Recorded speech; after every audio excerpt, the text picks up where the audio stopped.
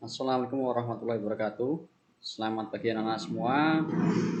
Pada video kali ini kita akan melanjutkan pembelajaran kita di kelas 6 ya. Di tema 1. Selamatkan makhluk hidup.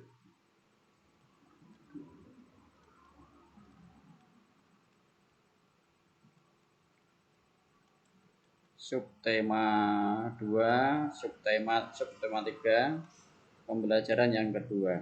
Kamu sudah belajar tentang hewan selama 1 minggu. Banyak hal yang kamu pelajari. Kamu sudah tahu bagaimana hewan berkembang biak dan jenis hewan yang hidup di negara-negara ASEAN. Menarik bukan? Jadi kita sudah belajar bagaimana hewan berkembang biak itu ada yang generatif, ada yang vegetatif. Kemudian jenis hewan yang hidup di negara-negara ASEAN. Kita lihat ini ada ayam itu berarti bertelur. Kelinci beranak. Kemudian ikan ini juga bertelur.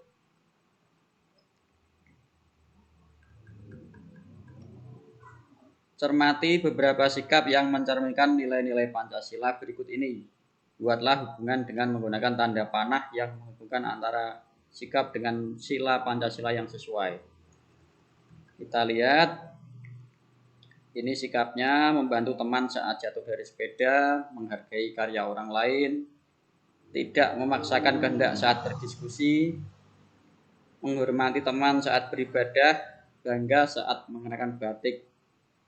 Di sini simbol-simbolnya supaya lebih mudah. Bintang ini berarti sila yang pertama. Kemudian ini sila kedua, sila ketiga, keempat dan kelima. Yang paling mudah misalnya menghormati teman saat beribadah, ini berarti sila pertama. Nah, kita hubungkan dengan tanda panah. Membantu teman saat jatuh dari sepeda. Ini berarti kemanusiaan ya. Kita menolong orang itu berarti kemanusiaan. Menolong orang, membantu teman. Sila kedua. Menghargai karya orang lain. Kita cari yang mudah dulu kalau kalian kesulitan. Bangga saat mengenakan batik. Berarti ini rasa nasionalisme atau cinta tanah air. Hubungannya dengan persatuan Indonesia. Berarti sila ketiga. Tidak memaksakan kehendak saat berdiskusi. Diskusi, musyawarah, itu sila keempat. Berarti ke sini. Ya tinggal satu, menghargai karya orang lain, berarti sila kelima. Jadi menghargai itu termasuk keadilan sosial. Kita adil, menghargai karya orang lain. Kalau memang bagus ya kita hargai, kalau karyanya kurang baik ya kita beri saran. Sampaikan kepada temanmu tentang sikapmu yang sudah menunjukkan kelima dari Pancasila dalam kehidupan sehari-hari. Kita memiliki kewajiban untuk melindungi dan menyayangi hewan. Pernahkah kamu mengobati hewan yang luka? Nah, pernah apa tidak? Kalau ada hewan yang luka, kalian obati.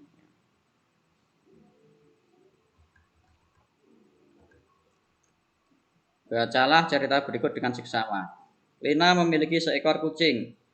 Ia sangat menyayanginya. Kucing Lina senang bermain. Terkadang Lina mengajaknya bermain di taman atau di halaman rumah. Kalau Lina sedang bersekolah atau sedang bepergian, kucing Lina bermain sendiri. Memanjat atap rumah, berguling, atau bermain dengan bola adalah hal yang disukainya. Pagi ini Lina sangat sedih, kucingnya terjatuh dari atap rumah. Saat Lina mendekati kucingnya, Lina melihat kaki kiri kucing terluka. Lina panik. Tetangga Lina adalah seorang dokter hewan. Lina membawa kucingnya ke sana. Dokter hewan sangat teliti mengobati kucing Lina. Ia memasang perban untuk menutupi luka kucing. Setelah diobati, Lina membawa kucingnya pulang. Ia senang karena kucingnya sudah bisa berjalan kembali. Tulislah pendapatmu tentang sikap Lina terkait penerapan sila Pancasila. Jelaskan. Lina tadi memiliki seekor kucing, kakinya terluka, kemudian dia panik, terus membawa ke dokter hewan. Berarti ini Lina menyayangi kucing, kemudian mengobati. Ini sesuai dengan sila keberapa? Kita bisa ambil misalnya sila pertama. Sila pertama ketuhanan yang Maha Esa. Nah, hubungannya apa? Lina berarti menyayangi ya, menyayangi hewan.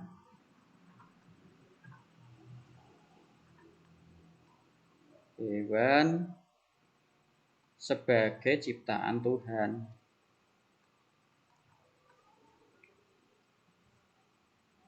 Jadi semua ciptaan Tuhan ini kita harus perlakukan dengan baik, hewan maupun tumbuhan. Kalau ada hewan ya, kalau kamu pelihara ya diberi makan.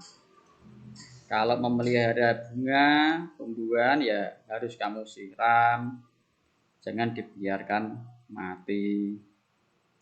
Kita lanjutkan. Apa yang akan kamu lakukan apabila menjadi Lina terkait penerapan sila Pancasila? Kalau kamu jadi Lina itu, apakah juga akan kamu obati?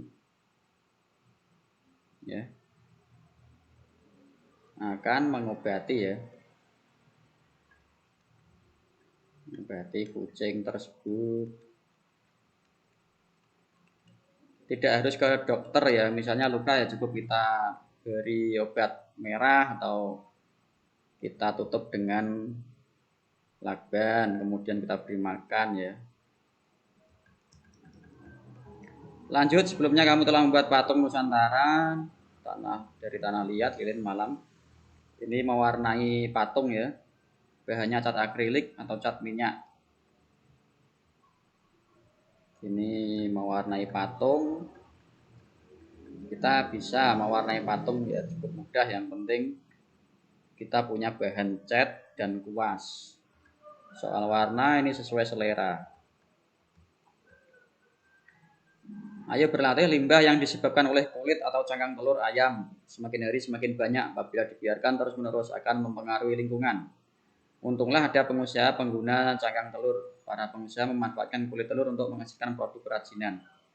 Jadi ada yang membuat kerajinan dari cangkang telur atau kulit telur. Ini cangkang telurnya ini ya.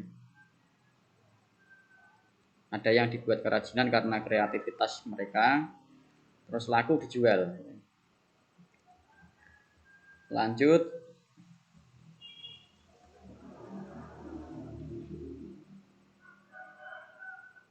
Dayu dan Siti membeli 3 kotak kerajinan dari cangkang telur ayam. Setiap kotak berisi 9 kerajinan berwarna merah dan 9 berwarna hijau.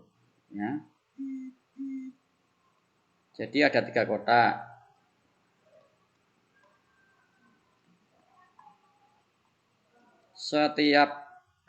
Setiap kotak berisi 9 yang merah, 9 yang hijau. Ini juga 9 merah, 9 hijau.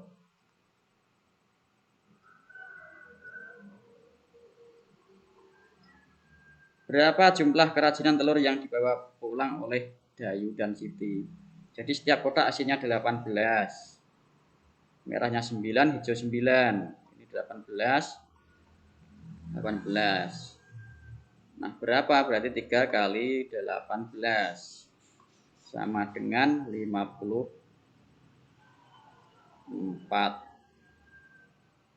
buah ya.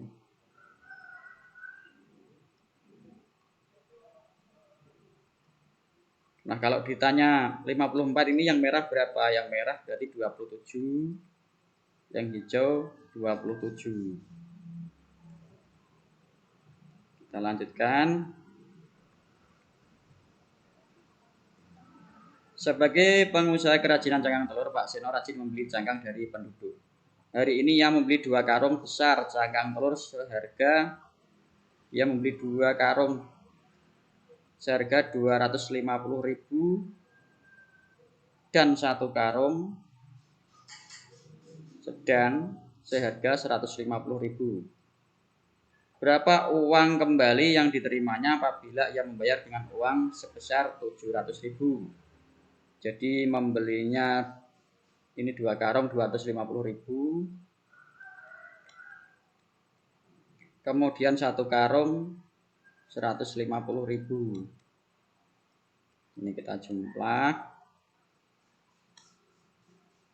00. Berarti Pak Seno membayar 400.000. Kalau uangnya 700 ya, berarti sisanya berapa? Ini bisa kita tulis jawabannya di sini. Misalnya uangnya 700.000 dikurangi 250.000 tambah 150.000 sama dengan 700.000 kurangi 400.000 sama dengan 300.000 rupiah. Berarti sisa uang sama dengan 300.000 rupiah. Nah, misalnya diminta untuk hasil jawaban dalam bentuk kalimat, bisa kita tulis seperti ini misalnya. Uang yang harus dibayar.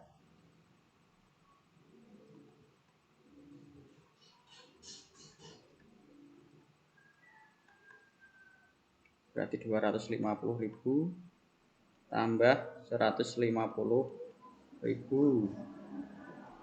sama dengan 400.000. Uang Pak Seno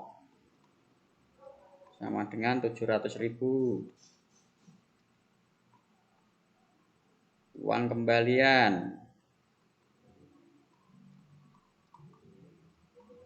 sama dengan 700.000 dikurangi 400.000 sama dengan 300.000 rupiah. Seperti itu ya.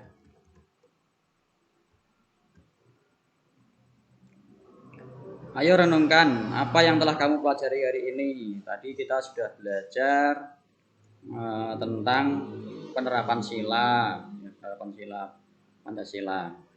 Sudahkah kamu mempraktikkan peduli lingkungan dengan menyayangi hewan dan tumbuhan yang kamu temui dimanapun kamu berada?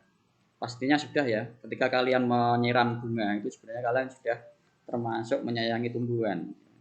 Memberi makan hewan ternak itu juga menyayangi hewan. Nah, yang tidak boleh itu menyiksa ya. Menyiksa ini tidak boleh. Kalau burung kamu rawat di rumah, kamu beri makan itu boleh. Tapi begitu kamu siksa ya tidak boleh. Kita lanjutkan pembelajaran ketiga. Apakah kamu pernah memperhatikan hewan berlari? Ya. Apa perbedaan cara hewan berlari dengan manusia?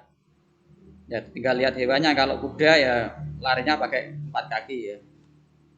Lari pakai 4 kaki. Kalau manusia pakai 2 kaki.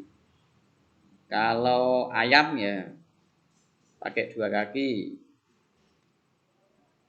Kalau ular dia tidak berlari tapi merayap atau melata ya. Melata atau merayap.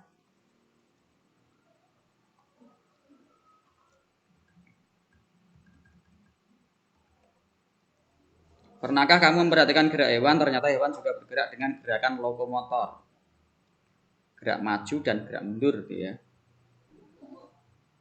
Ingatkah kamu Apa yang dimaksud gerak lokomotor dan gerak non lokomotor? Apa ya? Kamu sudah berlatih bagaimana melempar, menangkap, dan memukul bola. Hari ini kamu akan memperhatikan ketiga keterampilan tersebut dalam permainan rondes. Rondes ya. Jadi kita lihat gambarnya saja. Nama permainannya itu rondes. Nah, rondes ini hampir mirip kasti. Bedanya lapangannya itu bentuknya segi 5. Jadi sini pelempar, sini yang memukul. Kalau sudah memukul dia harus lari ke sini. Ya, kemudian ke sini. Sini muter ya. Nah, bedanya kalau rondes itu nanti pelari yang kedua tidak boleh menyalip pelari yang pertama. Dan perhitungan poinnya kalau kalian bisa menangkap bola itu poin, bisa melewati base ini poin. Jadi tidak ada memukul lawan, itu tidak ada. Melempar bola ke arah lawan itu tidak ada. Kita lanjutkan saja. Ayo mengamati, analislah gambar seri berikut perkembangan generatif. Generatif berarti secara kawin. Ya. Ini bunga, gambar bunga ya. Penyerbukannya dibantu kupu.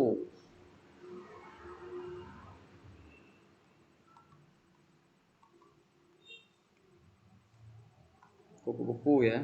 Ada juga yang di beberapa bunga itu dibantu lebah, ada yang dibantu manusia, ada yang dibantu angin seperti jagung itu dibantu angin, dia akan terjadi penyerbukan. Sesudah penyerbukan nanti berkembang jadi buah. Di dalam buah di sini ada biji. Bijinya nanti ditanam akan jadi tumbuhan baru. Nah, ini penyerbukan secara kawin. Dia dari bunga terjadi penyerbukan jadi buah. Terus bijinya bisa jadi tumbuhan baru. Kemudian perkembangbiakan vegetatif. Vegetatif berarti secara tidak kawin.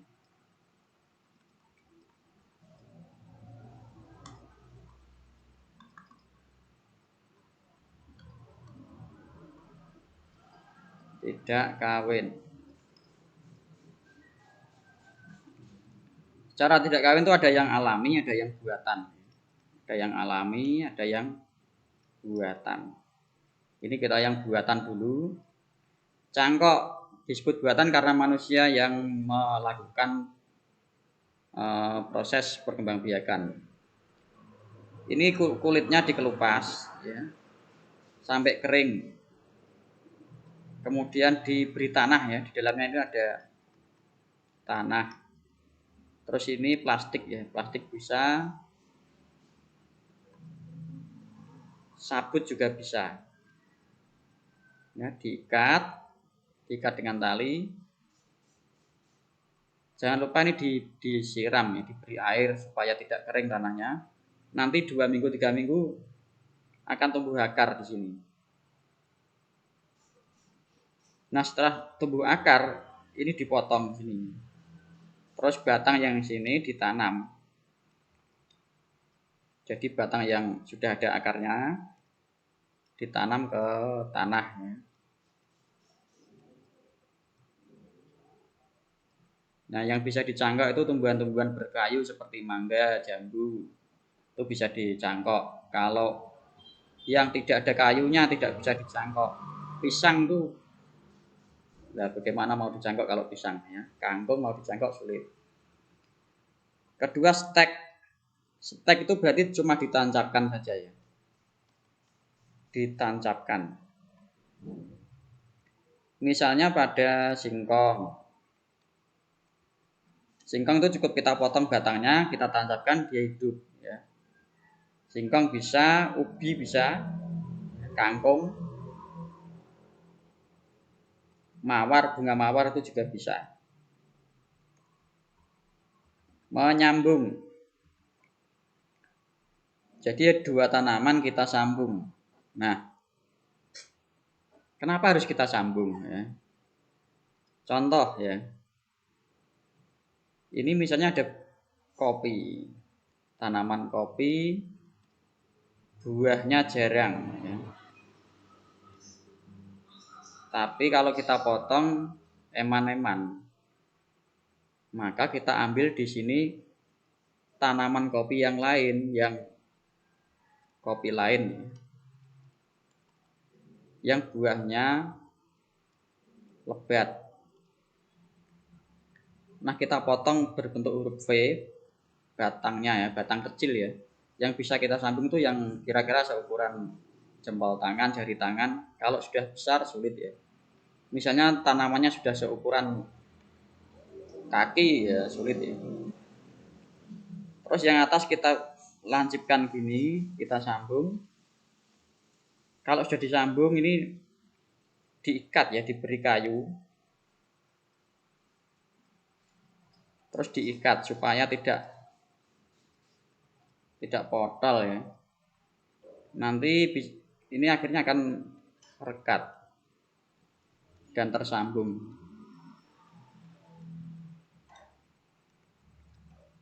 Nah, menyambung ini kalau tanaman yang sudah ukuran besar, itu yang kita sambung cabangnya saja ya. Jadi cabangnya bisa, tidak harus batang ya. Kalau bunga, misalnya bunga yang bawah itu bunga warna merah, nanti bisa kita sambung yang bunga warna putih. Nanti akan tanaman itu akan berbunga dua macam. Asalkan tanamannya sejenis, misalnya bougainville ya disambung dengan bougainville, mawar dengan mawar. Perkembangbiakan vegetatif alami, akar tinggal atau rizoma. Ini pada jahe ya, jahe, kunyit, pokoknya temulawak. Umbi lapis pada bawang merah, bawang putih, bombay, bawang-bawangan. Nah, ada bunga bawang-bawangan, ada bunga tulip juga. Umbi batang ini singkong. Umbi akar, wortel. Jadi ini sebenarnya akar yang membesar. Tunas adventif ini cocor bebek ya. Jadi daunnya nanti jatuh lah, ini akan jadi, ini akan tumbuh ini. Jadi daun misalnya lah ujungnya yang kecil ini akan tumbuh menjadi tanaman baru. Spora ini pada tumbuhan paku. Kamu kalau lihat di sumur atau di selokan itu ada yang ada bintik-bintiknya di bawah daun, itu namanya spora. Terus yang ketiga geragih. Nah, yang pakai geragih itu apa? Misalnya bunga alamanda, tanaman sukun itu juga akarnya nanti tumbuh gini ya. Jadi buah sukun itu tidak bisa dari buah terus jadi biji ya, tapi akarnya nanti akan tumbuh. Nah, kita ambil sini ya, kita ambil, kita tanam. Perkembangbiakan generatif yaitu perkembangbiakan tumbuhan melalui perkawinan sel kelamin jantan, benang sari, dan sel kelamin betina putih. Kalau vegetatif tanpa perkawinan. Dengan membantu perkembangbiakan tumbuhan berarti kamu telah ikut melestarikan keberadaannya. Itulah wujud syukur kita kepada Tuhan Yang Maha Esa. Jadi rasa syukur kita wujudkan dengan cara memelihara hewan, tumbuhan, terus melestarikan dengan cara mengembangbiakan. Jadi di rumah usahakan ditanam pohon atau bunga ya.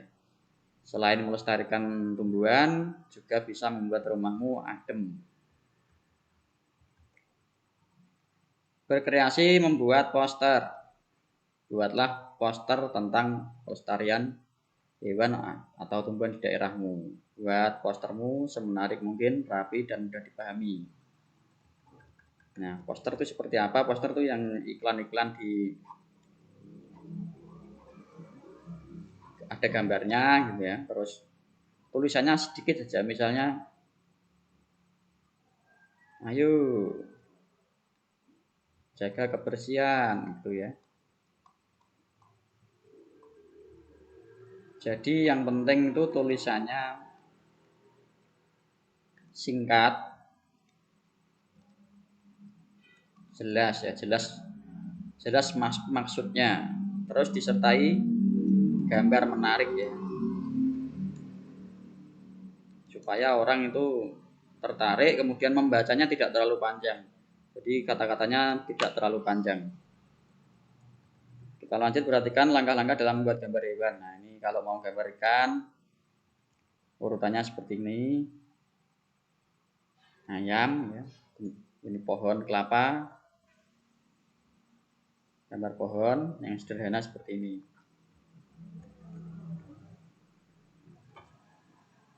Kamu sudah berlatih membuat kesimpulan yang baik. Ambillah salah satu kesimpulanmu, tukarkan kepada teman di sebelahmu.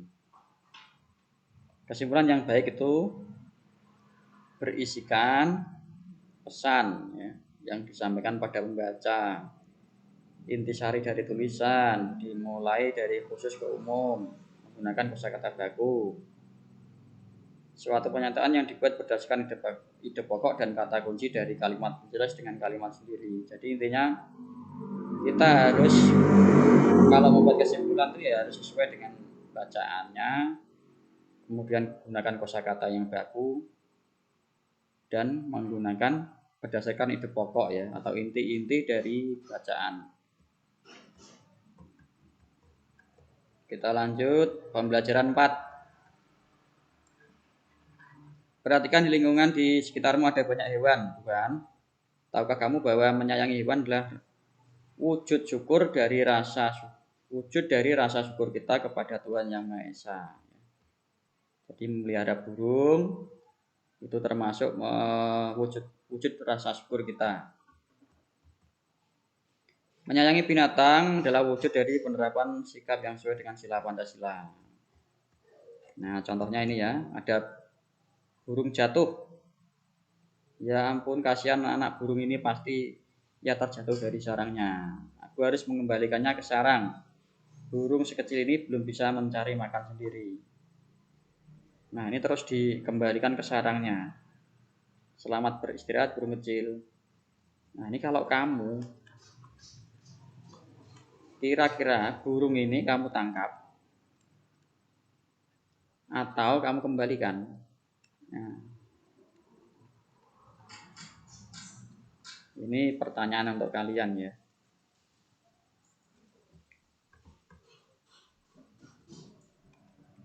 Sikap yang ditunjukkan Edo terkait Pancasila dari Edo ini mempunyai kepedulian ya, terhadap binatang. Lanjut.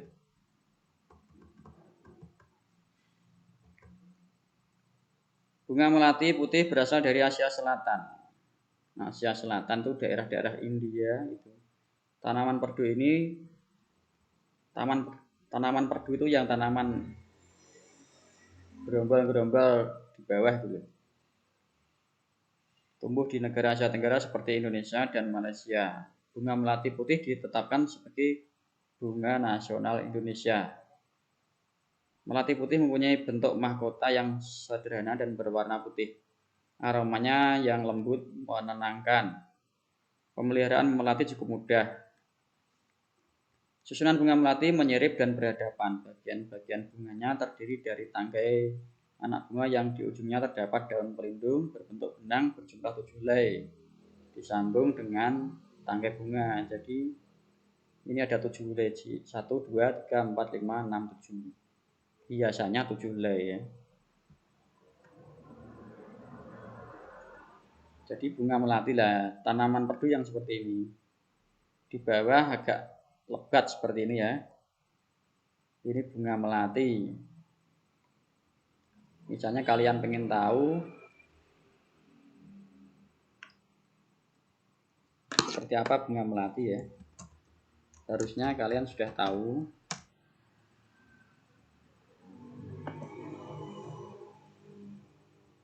Nah, seperti ini bunga melati ya. Rata-rata isinya 7. 1, 2, 3, 4, 5, 6, 7. 1, 2, 3, 4, 5, 6, 7. Umumnya 7. Tapi bukan berarti terus semua 7 ya. Kadang-kadang bisa banyak juga.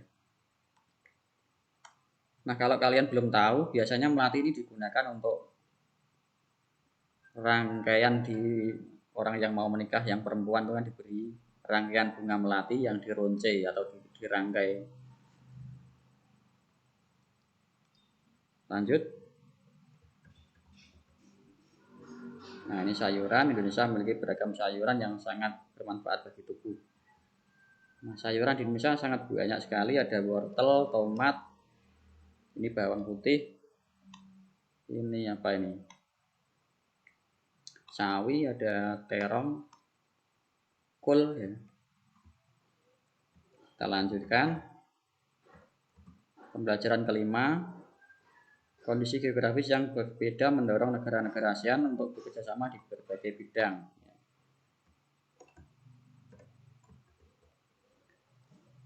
Thailand memiliki hewan yang bernama oa, pileated oa, pileated. Hewan ini tersebar di hutan Thailand. Pileated hidup di atas pohon. Jumlah kera kerdil ini tinggal 32.000, masih cukup banyak ya. Nah, seperti apa oa itu? Oa ini sejenis kera. Tadi sudah saya cari. Nah, seperti ini ya gambar oa ini seperti ini. Jadi kita tidak bisa menyebut monyet semua ya. Jadi ada orangutan, ada simpanse, ada oa, kera, banyak sekali jenisnya ya. Ini khas Thailand. Jadi di Thailand itu ada hewan khas seperti ini. Nah, kalau di negara lain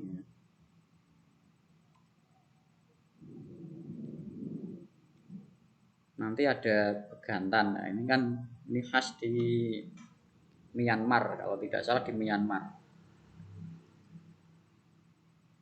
Nah, coba kita perdalam. Di Asia Tenggara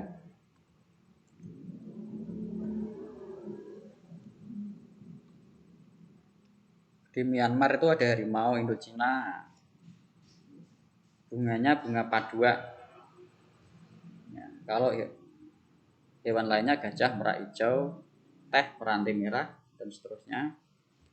Kamboja ada lembu hutan, terus bunga remdul, tanaman remdul. Laos ada gajah India, tanamannya campa atau kamboja. Kalian tahu bunga kamboja ya? Kalau di sini di kuburan yang banyak itu. Vietnam ada kerbau air atau saola, bunga lotus ya, tanamannya lotus. Filipina ada kerbau dan elang Filipina, bunga melati yang banyak di sana. Indonesia yang khas itu komodo dan elang Jawa. Sebenarnya ada juga bunga burung cendrawasih, itu juga khas di Indonesia, karena di negara lain tuh jarang ya. Bunganya melati, anggrek, dan Rafflesia arnoldi. Rafflesia arnoldi. Thailand hewannya tuh gajah. Thailand kan julukannya negeri gajah putih. Tanamannya ratcapruk. Malaysia terkenal dengan harimau Malaya, dan bunga sepatu. Singapura ya di sana singa sebenarnya ya, maka namanya Singapura. Terus bunganya anggrek hibrida. Kalau Brunei hewannya bekantan lah ini tadi.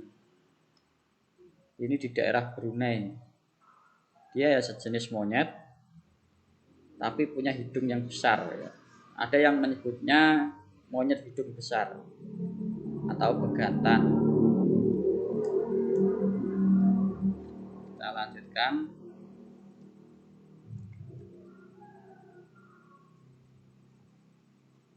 Di Timor Leste ada buaya bunga sepatu.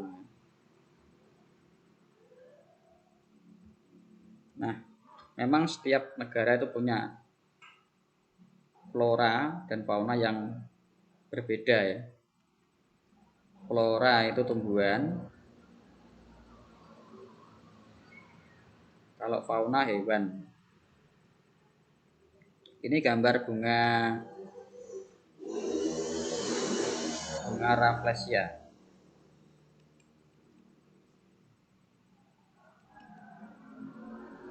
Ya. Bunga Rafflesia hidup di Taman Nasional Bengkulu di Sumatera. Ya.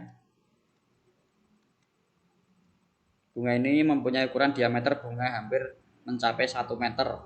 Jadi dari sini sampai sini kurang lebih itu 1 meter. Bunga Rafflesia disebut juga bunga bangkai karena baunya yang sangat kuat. Sebenarnya Rafflesia itu berbeda ya, ada Rafflesia, ada bunga bangkai.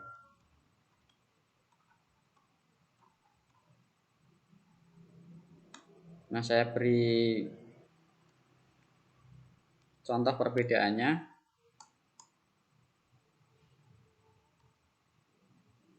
Nah, jadi beda ya bunga bangkai dengan Rafflesia. Rafflesia itu ini Rafflesia. Dia tengahnya ada bulat berlubang.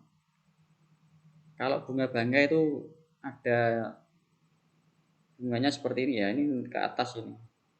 Jadi sebenarnya bunga bangkai dan Rafflesia itu dua bunga yang berbeda, meskipun sama-sama mengeluarkan bau busuk. Ya. Jadi ini gambaran bunga bangkai, ini bunga Rafflesia. Semoga kalian mengerti, ini beda ya, dua bunga yang berbeda. Nah sekarang disebut Rafflesia itu karena yang menemukan itu namanya Thomas Stamford Raffles.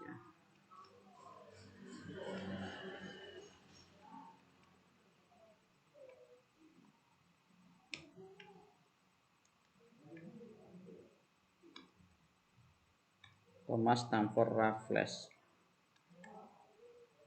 Ini cukup khas di Indonesia ya.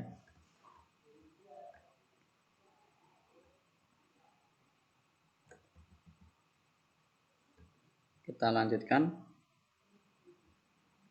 Ini mewarnai pembelajaran ke-6. Belajar tentang pentingnya menjaga kelestarian hewan dan tumbuhan. Sangat menyenangkan. Jadi menjaga kelestarian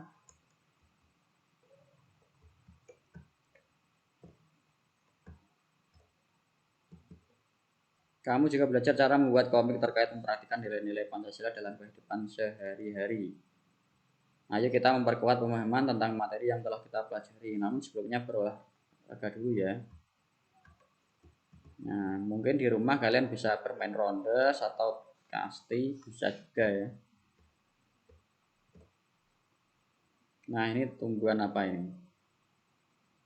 Tumbuhan di Indonesia banyak dimanfaatkan sebagai pewarna. Kunyit digunakan sebagai bahan pewarna apabila kita membutuhkan warna kuning. Jadi kunyit itu kalau di sini kunir ya.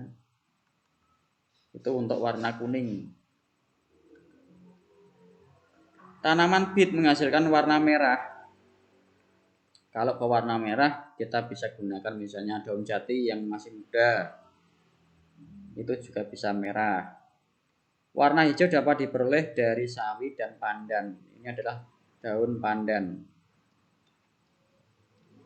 Kalau pandan selain warna hijau dia juga punya aroma yang harum. Nah, tahukah kamu bahwa selain menghasilkan warna hijau, pandan juga memiliki aroma yang wangi. Biasanya kalau membuat kolak ya, kolak itu diberi daun pandan supaya punya aroma yang wangi. Daun pandan yang wangi. Daun pandan adalah tumbuhan semak. Daun ini banyak tumbuh di negara-negara Asia Tenggara. Di Indonesia tanaman pandan disebut dengan nama pandan wangi atau pandan rampe. Penduduk Thailand menyebutnya dengan nama Bai Toi. Di Vietnam, daun pandan dikenal sebagai La Dua.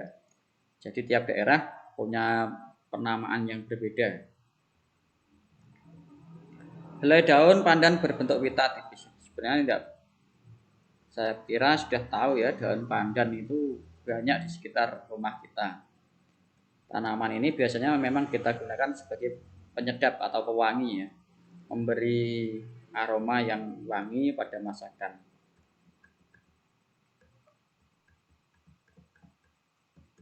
Nah, harimau, bacalah teks berikut.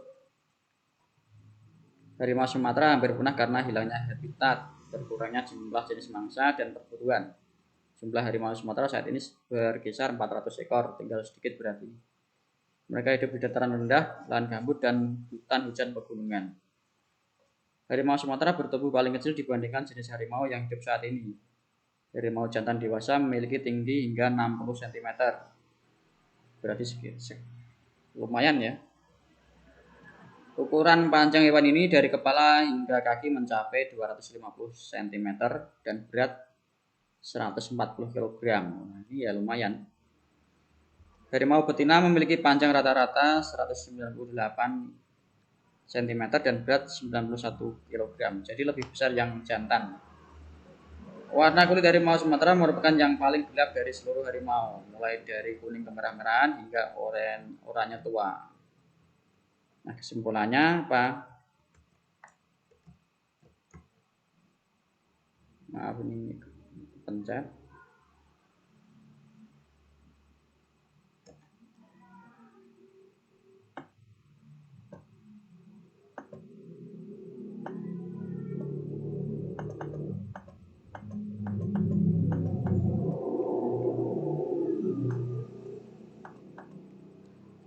Kesimpulannya adalah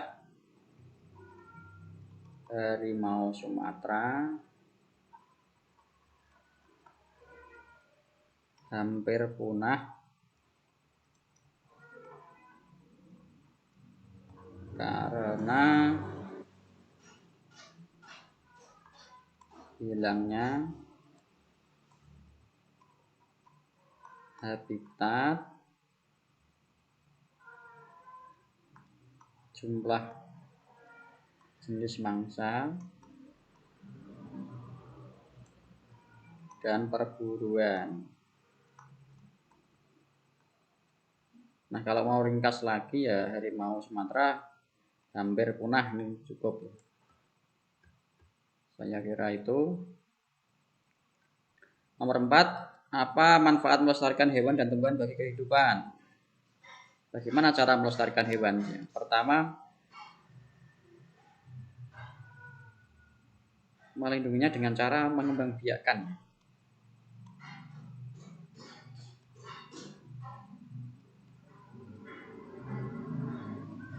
hewan dan tumbuhan ya. Terus bisa kita buat kalau hewan langka itu melindungi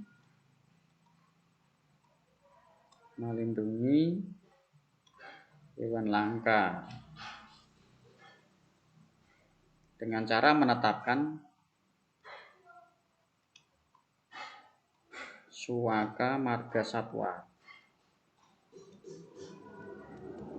Jadi suaka marga satwa ini pemberian perlindungan kepada hewan yang langka supaya kalau dia tidak boleh ditangkap, tidak boleh dipelihara, dia harus dibiarkan hidup di tempat asalnya. Misalnya di hutan ya dibiarkan di hutan. Terus penangkaran.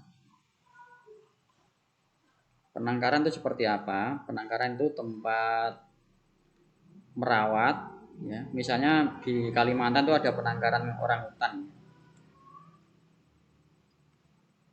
penangkaran orangutan. Terus di Bali ada penangkaran penyu. Jadi telur penyu yang di pantai itu diambil terus dikembangbiakkan.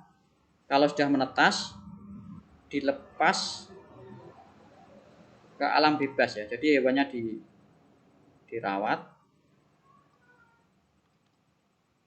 terus dikembalikan ke alam bebas.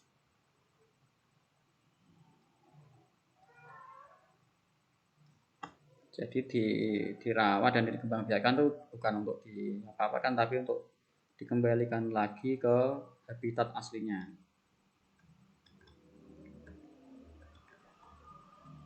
Demikian video pembelajaran kita pada tema 1, saya kira sudah selesai. Kita sudah sampai pada ujung ya. Terima kasih. Semoga bisa membantu kalian untuk belajar. Nanti kita lanjutkan di tema kedua. Wassalamualaikum warahmatullahi wabarakatuh.